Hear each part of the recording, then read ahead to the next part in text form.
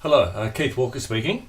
This is the final instructive lecture for the course studies.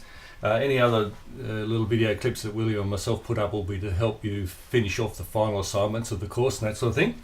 So we're getting to the end of the entrepreneurship readings. That's chapter 17 and chapter 18, managing growth and transition, and corporate entrepreneurship are those two chapters. I've cut the core readings down quite significantly. That's just to make it a little bit easier for your students and just to give you an overview. I'd invite students to read wider than what I've just put down as the core readings.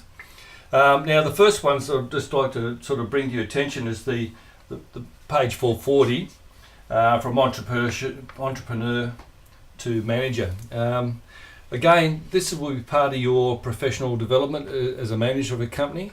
Some of you might already be doing that role. You might already have staff for you, working for you, and have a responsibility of supervising staff.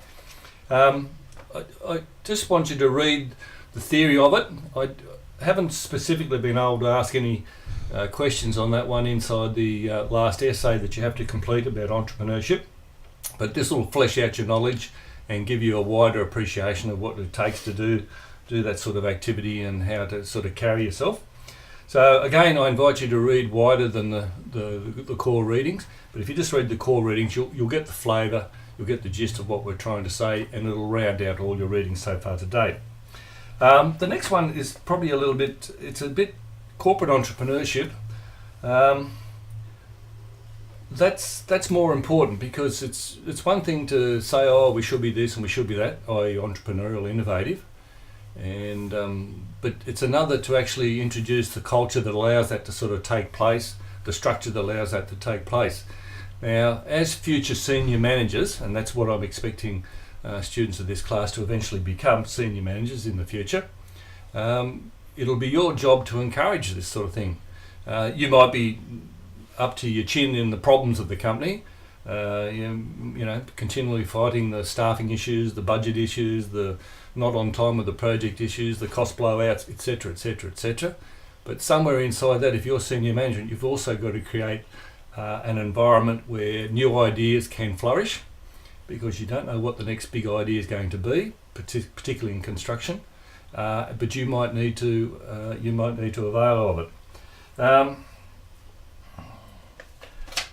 So I invite students to read all that one. There's two parts of that. Page 454, dimensions of relationship for corporate entrepreneurship, and then page 465, the key steps to developing an entrepreneurial spirit. That talks more specifically to what I've just articulated here. An entrepreneurial spirit, if you've had a look, and you can see that a lot of entrepreneurs operate on their own. Steve Jobs, Branson, there's no shortage of people that have been entrepreneurials that are well documented. These are individuals who step outside it and have a go for themselves. But if you're in a fairly structured organisation, which construction companies can tend to be, by their nature, by the continuous project work, you're going to have to find some mechanism perhaps to allow that entrepreneurial spirit or the entrepreneurial ideas of staff to flow through, so that management has an opportunity to consider them as ideas that might help improve their business or give them a competitive edge or something over their fellow companies. It lists 4 steps there. I won't go through them all. You can read those for yourself, but you can take them on board.